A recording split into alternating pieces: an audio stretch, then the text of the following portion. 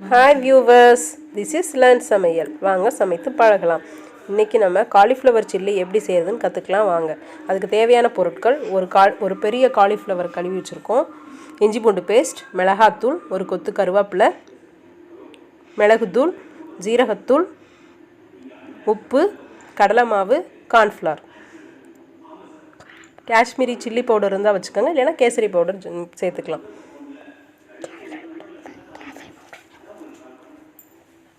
இப்போ காலிஃப்ளவர் இந்த மாதிரி சின்ன சின்னதாக கட் பண்ணிவிட்டு கழுவி ஒரு கடாயில் தண்ணி ஊற்றி கொதிக்க விட்டு ஒரு 5 நிமிஷம் கொதிக்க வச்சு வடிகட்டி எடுத்து வச்சுருக்கோம் காலிஃப்ளவரை. இதில் என்னென்ன சேர்த்துக்கலான்னு பார்க்கலாம் வாங்க. இப்போ 2 டேபிள் ஸ்பூன் கார்ன்ஃப்ளவர் போட்டிருக்கேன், 2 டேபிள் ஸ்பூன் கடலை மாவு,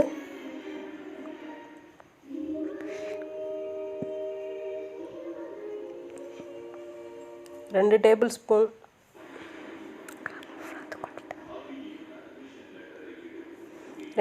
ஸ்பூன் இஞ்சி பூண்டு பேஸ்ட், 2 டேபிள் ஸ்பூன் மிளகாத்தூள்,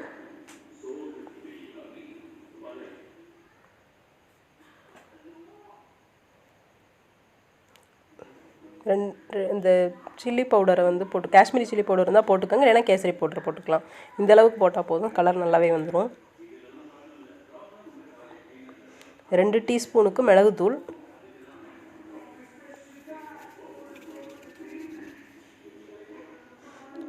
2 டீஸ்பூன் ஜீரகத்தூள். ஜீரகத்தை அரைச்சி இப்படி பவுடர் பண்ணி வச்சுக்கிட்டீங்கன்னா எல்லா ரெசிபிக்கும் யூஸ் பண்ணிக்கலாம்.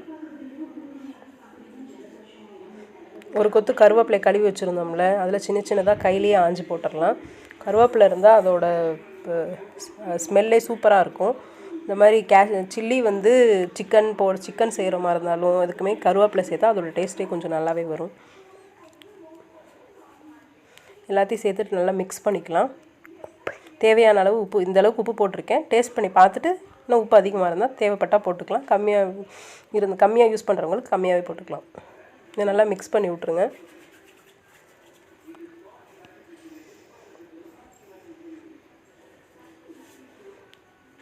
காலிஃப்ளவர் ஒரு 5 மினிட்ஸ் பாயில் பண்ணால் போதும்.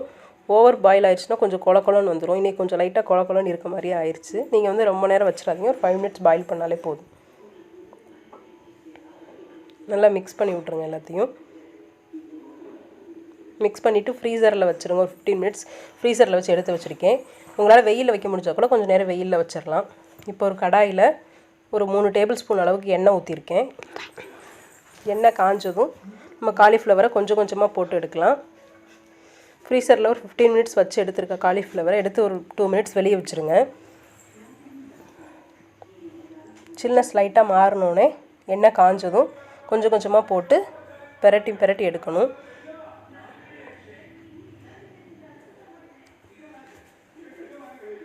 பெரட்டி எடுத்து இது மாதிரி எல்லாத்தையுமே போட்டு எடுத்துடலாம். போட்டு திருப்பி ஒரு 3 மினிட்ஸ் வெந்துட்டால் போதும். சுவையான டேஸ்டியான காலிஃப்ளவர் சில்லி ரெடி. எங்கள் சேனலை பிடிச்சிருந்தா சப்ஸ்கிரைப் பண்ணுங்கள். இந்த வீடியோ உங்களுக்கு பிடிச்சிருந்தா உங்கள் ஃப்ரெண்ட்ஸ்க்கும் ஷேர் பண்ணுங்கள். பிடிச்சிருந்தா லைக் பண்ணுங்கள். எங்களோட ரெகுலர் நோட்டிஃபிகேஷன் வேணும்னா அந்த பெல் ஐக்கானை கிளிக் பண்ணுங்கள். தேங்க்யூ.